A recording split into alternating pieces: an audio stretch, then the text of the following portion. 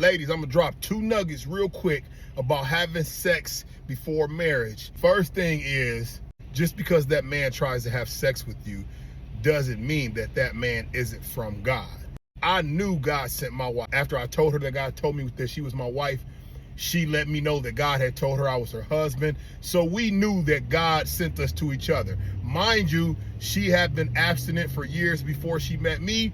I had been abstinent for years before I met her. I always told my wife that God was very intentional about us having a long distance relationship, with me living in Georgia and her living in Texas. I said God knew his son. He knew that if I lived close to her, that I would be making a provision for this flesh to sin. That does not mean that I don't love God or that I look to dishonor God, but we all have our own temptations. We all have those things that so easily beset us. And one thing that God knows about his son, that when I'm with somebody who I love, it is harder for me to withhold. Just because you with the man that God told you was your husband and he potentially wants to try to be intimate with you, that does not make him any less a man that God sent.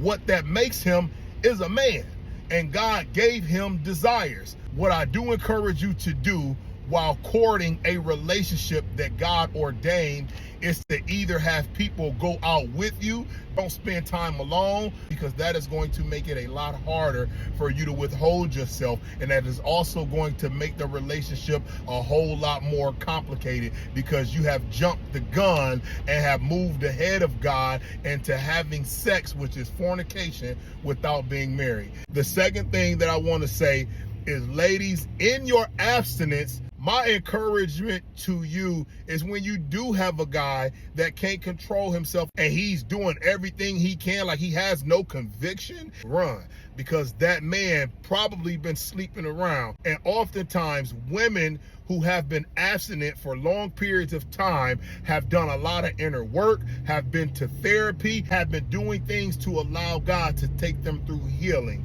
And so you don't want to go through all of this healing, all of this mental and emotional growth, just to lay with a man and take on his demons. And now you got to fight off the things not only that you overcame while you were celibate or abstinent, but now you got to also fight off his demons as well. When a man wants to marry you and he knows that you are worth it and he knows that you are valuable, he will honor your reverence to God. He will do the things in his power to help you remain celibate, and also try to take himself on a celibacy journey, because he knows you his wife, and he'd rather present himself to you as a pure vessel when God does call that union to come together.